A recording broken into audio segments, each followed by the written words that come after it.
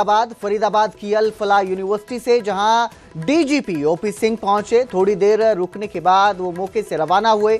DGP OP Singh university में तेजी से चल रही संदिग्ध संबंधों की जांच की जा रही है। तो डीजीपी आज अल फलाह यूनिवर्सिटी पहुंचे थे। अल फलाह यूनिवर्सिटी वही है जो दिल्ली धमाके के बाद चर्चा में आई और एक के बाद एक संदिग्धों को अल फलाह यूनिवर्सिटी से हिरासत में लिया गया, पूछताछ की गई। इसी यूनिवर्सिटी में i20 कार जिसमें धमाका हुआ था, वो कार भी इसी यूनिवर्सिटी में खड़ी नजर आई थी। वहीं जो आतंकी डॉक्टर उमर नबी है वो भी इसी यूनिवर्सिटी के हॉस्टल में कमरे में रहता था।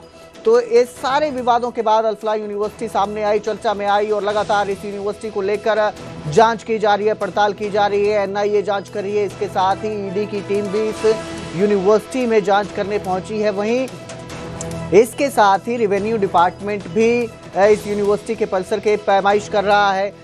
किसी तरह की जमीन अधिग्रहण हो, इसको लेकर भी जांच की जा रही है कि यूनिवर्सिटी परिसर जो है इतना बड़ा फैला हुआ है, इसको लेकर भी जांच चल रही है। इसी सब के बीच हरियाणा के डीजीपी ओपी सिंह भी यूनिवर्सिटी में पहुंचे, अल फलाह यूनिवर्सिटी में पहुंचे थे, जहां रुक कर उन्होंने थोड़ी देर हालातों का जायजा लिया, जिस तरह से जांच चल रही है उसका जायजा लिया और फिर मौके से रवाना हो गए। दिल्ली ब्लास्ट केस में पूरे मामले की जांच चल रही है और इसी में अल फलाह यूनिवर्सिटी का नाम भी आया था, जिसके बाद ये यूनिवर्सिटी चर्चा में आई और कई संदिग्ध यूनिवर्सिटी से हिरासत में लिए गए।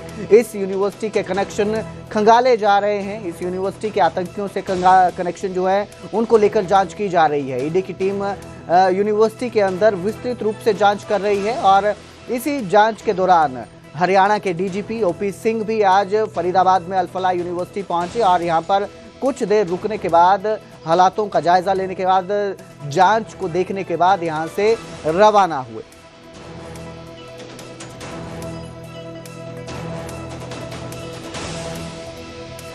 तो डीजीपी ओपी सिंह यूनिवर्सिटी में पहुंचे थे, अल फलाह यूनिवर्सिटी में। अल फलाह यूनिवर्सिटी चर्चाओं में आई दिल्ली धमाके के बाद। दिल्ली धमाके में जो आत्मघाती हमला हुआ और i20 कार ब्लास्ट हुई, इस हमले में जो आतंकी मारा गया था डॉक्टर उमर नबी, उसका कनेक्शन भी अल फलाह यूनिवर्सिटी से ही सामने आया, जिसके बाद इस मामले में लगातार कई लोगों को हिरासत में लिया जा रहा है। अल फलाह यूनिवर्सिटी से जुड़े लोगों को भी हिरासत में लिया गया, पूछताछ की गई।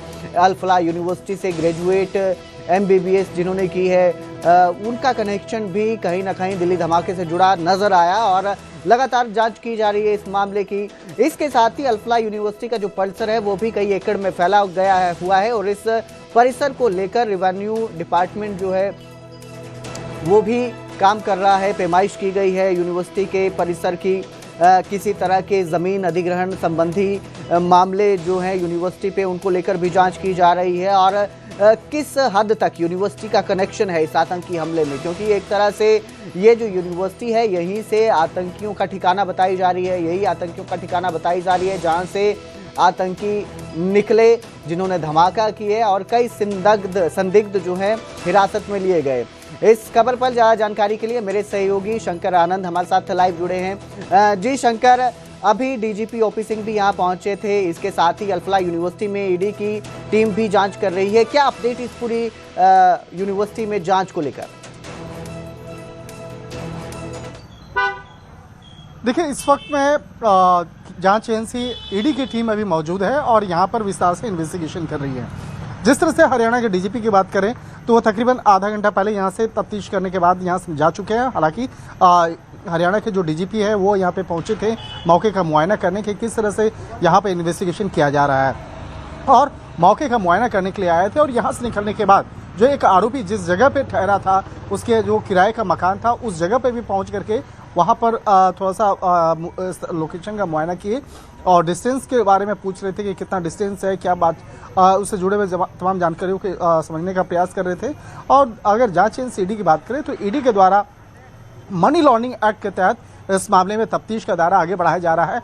आज 25 लोकेशन पर सर्च ऑपरेशन की जा रही है, जिसमें कि राजधानी दिल्ली, उत्तर प्रदेश, हरियाणा, जम्मू कश्मीर में सर्च ऑपरेशन किया जा रहा है। और सर्च के दौरान में कई महत्वपूर्ण बातों को जानने का प्रयास किया जा रहा है और मनी लॉन्ड्रिंग के तहत किस तरह से पैसों का लेन देन होता था, खासतौर पर जो यूनिवर्सिटी का जो फंड है उसको समझने का प्रयास किया जा रहा है। उससे जुड़े तमाम जो डॉक्यूमेंट्स हैं उसको खंगाले जा रहे हैं और जो कहा जा सकता है कि इलेक्ट्रॉनिक एविडेंस जो है उसको इकट्ठा करने का प्रयास किया जा रहा है। जिस तरह से व्हाइट कॉलर टेररिज्म का जो मामला सामने आया, व्हाइट कॉलर टेररिज्म के तहत जिस तरह से दिल्ली के अंदर में ब्लास्ट करने का भी जो मामला सामने आया, तो इस मामले में जो डॉक्टरों का जो कनेक्शंस है उसको समझने के लिए प्रयास के लिए 2 केंद्रीय जांच एजेंसी एनआईए और ईडी की टीम काम कर रही है। हालांकि आज का जो सर्च ऑपरेशन है ये ईडी के द्वारा किया जा रहा है, लेकिन दूसरी तरफ जांच एजेंसी एनआईए भी अपने तरीके से इन्वेस्टिगेशन कर रही है। इसके साथ साथ जो स्थानीय पुलिस की बात करें तो हरियाणा पुलिस अपने स्तर पर जांच पड़ताल कर रही है, दिल्ली पुलिस की स्पेशल सेल अपने तरीके से इन्वेस्टिगेशन कर रही है और आरोपी से जुड़े हुए हर एक इनपुट को खंगाला जा रहा है। तो एक तरह से कहा जा सकता है कि इस इन्वेस्टिगेशन का जो एक रूप है वो काफ़ी बड़ा होता हुआ नजर आ रहा है। दूसरी तरफ देखा जाए आरोपियों से जुड़े हुए हर एक कनेक्शन की जांच पड़ताल की जा रही है। जिस तरह से इस पूरे मॉड्यूल में जो एक पढ़े लिखे डॉक्टर्स जो होते हैं उसको किस तरह से शामिल कराया जाता था, कई लोगों की जो भूमिका आती थी, तो उसमें जो अपराध से जुड़े जो मामला है उसको जांच एजेंसी एनआईए खंगाल रही है। और मनी लॉन्ड्रिंग का जो मामला है, जिस तरह से पैसे का जिस तरह से मनी लॉन्ड्रिंग का मामला यहाँ पे सामने आया, तो इस मामले को जांच एजेंसी ईडी के द्वारा पीएमएलए एक्ट के तहत इसको इन्वेस्टिगेट किया जा रहा है। और जो छोटे छोटे जो कनेक्शंस हैं उसको खंगालने का काम जिस तरह से स्थानीय पुलिस कर रहे थे, चाहे वो हरियाणा पुलिस की बात करें या दिल्ली पुलिस की बात करें, तो उससे जुड़े हुए तमाम इनपुट्स को भी केंद्रीय जांच एजेंसियों के साथ में साझा किया जा रहा है, जिससे कि इस मामले में इन्वेस्टिगेशन और बेहतर हो सके और सही हो सके। तो एक तरह से कह सकते हैं अलग अलग जो जांच करने की जो टीम है वो अलग कर रही है, लेकिन तमाम इनपुट्स को एक साथ में साझा भी किया जा रहा है। और कहा जा सकता है कि आज ईडी के द्वारा जिस तरह से आज इन्वेस्टिगेशन किया जा रहा है, ईडी के द्वारा जिस तरह से आज 25 लोकेशन पे सर्च ऑपरेशन की कार्रवाई को अंजाम दिया जा रहा है, इस सर्च ऑपरेशन के दौरान में 9 महत्वपूर्ण जो शेल कंपनियां हैं उसको भी खंगाला जा रहा है, जिसके माध्यम से करोड़ रुपए का लेन देन हुआ। और खास तौर पर जिस तरह से देखा जाए कि दुबई कनेक्शन जो सामने आया है कि अल फलाह यूनिवर्सिटी से जुड़े हुए कई जो ऐसे जो निदेशक हैं, ट्रस्ट से जुड़े हुए लोग हैं, उसकी जो दुबई में जो प्रॉपर्टी के बारे में जानकारी मिली उसको भी खंगाला जा रहा है। तो एक तरह से कह सकते हैं कि इन्वेस्टिगेशन का दायरा काफ़ी आगे बढ़ता हुआ नजर आ रहा है। जी शंकर, जिस तरह से जो प्रोफेसर का नाम सामने आया है और लगातार जांच की जा रही है, तो उनके साथ तो बाकी लोग भी काम करते हैं, स्टाफ भी काम करता है, उनकी तरफ से क्या जानकारी सामने आ रही है, उनका क्या कहना है? क्या पहले से ही इस बात का अंदाजा हो चुका था कि कुछ बड़ा होने वाला है, अलग होने वाला है, या बिल्कुल साइलेंट मोड पर यह सारा काम चल रहा था?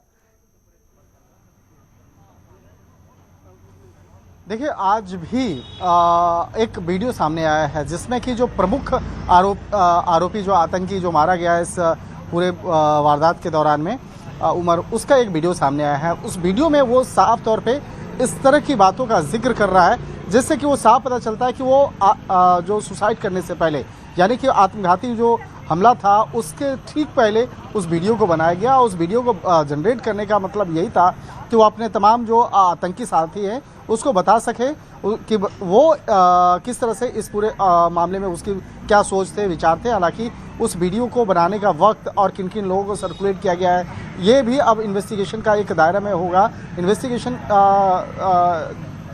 के लिए जांच एजेंसी एनआईए की टीम भी इस मामले पे इन्वेस्टिगेशन कर रही है कि वो वीडियो किस ग्रुप में सर्कुलेट किया गया, किन किन लोगों को भेजा गया और उस वीडियो को भेजने का मकसद क्या था। तो एक तरह से कह सकते हैं कि वो भी एक जांच का पैमाना होगा। लेकिन दूसरी तरफ देखा जाए कि अल फलाह यूनिवर्सिटी जो काफ़ी बड़े स्तर पे बहुत बड़ा एक यूनिवर्सिटी है, लेकिन इसी यूनिवर्सिटी के नाम पर एक जो ट्रस्ट का और भी कई कंपनियां जो बनाई गई, तो उससे जुड़ा हुआ जो इन्वेस्टिगेशन का दायरा है वो आगे बढ़ता हुआ नजर आ रहा है। और कह सकते हैं कि इस मामले में कई लोगों से भी पूछताछ की जा रही है। पूछताछ हालांकि अभी अनौपचारिक तौर पर हो रही है, लेकिन जल्द ही अब इस मामले में पूछताछ के लिए कई लोगों को सम्मन भेजा जाएगा और सम्मन भेज करके उसे दिल्ली स्थित ईडी मुख्यालय पे बुलाया जाएगा। उसके बाद वहां से पूछताछ की जाएगी। तो अभी कह सकते हैं कि जो अलग अलग जगहों से जो इन्वेस्टिगेशन के दौरान में जो इनपुट्स निकाले जा रहे हैं, जो दस्तावेज को इकट्ठा किया जा रहा है, जो इलेक्ट्रॉनिक एविडेंस को इकट्ठा किया जा रहा है, उसको इकट्ठा करने के बाद उसको बेहतर तरीके से इन्वेस्टिगेट किया जाएगा। और इन्वेस्टिगेट करने के बाद कई लोगों से इस मामले में जल्दी पूछताछ